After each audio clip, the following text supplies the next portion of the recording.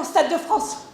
C'est la seule raison pour laquelle j'ai voulu devenir humoriste ou comédienne, enfin je sais pas trop ce que je suis. Mais en tout cas, j'ai compté que si je joue ici, au FID, les 5634,6667 prochains dimanches, c'est comme si j'avais rempli le stade. Avec un peu de persévérance, c'est faisable. Wouhou!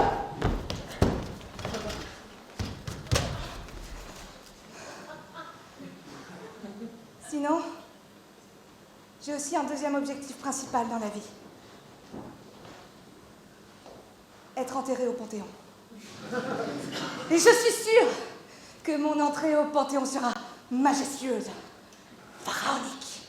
Parce qu'il y aura cet ancien président de la République qui a véritablement brillé par sa culture, qui m'intronisera et qui déclamera « Entre ici, éponine. Et si jamais tu as trop froid, va te réchauffer auprès de Marie Curie. » Et si jamais lui n'est pas disponible, ben c'est pas grave.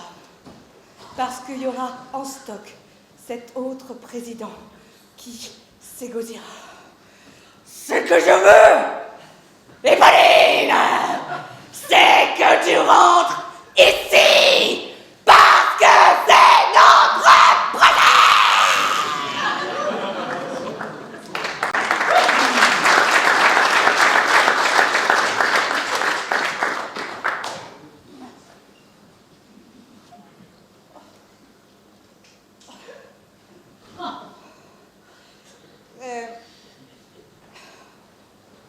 Pas très réjouissant de parler de ma mort.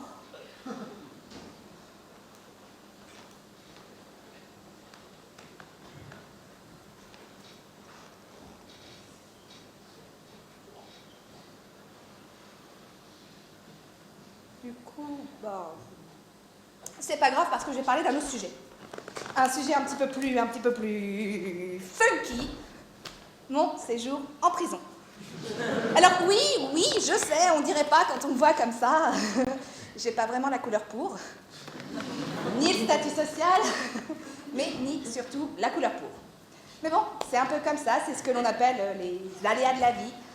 Je suis allée en zonzon. Florian, tu es où? Tu es déjà allé en prison, Florian? Non? Eh ben t'en as de la chance! Parce que, personnellement, la prison, je recommande pas. Même pas pour un séjour découverte, c'est loin d'être un lieu de villégiature agréable.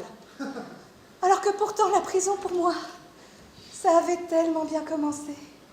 En grande pompe, comme au Panthéon. Quand je suis arrivée en prison, j'étais le centre de l'attention.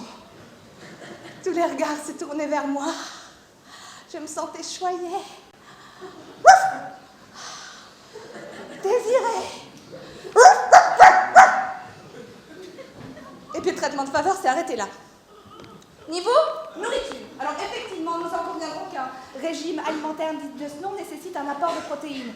Mais eux, vous savez ce qu'ils ont fait, eux?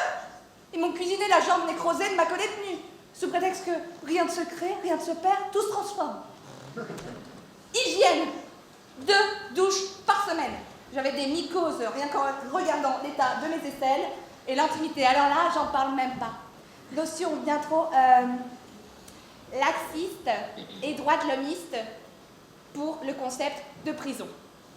Et le pire dans tout ça.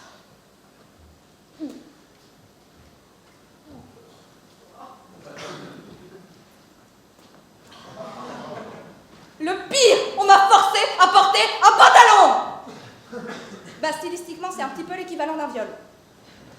Mais bon, heureusement, maintenant, tout ça, c'est du passé.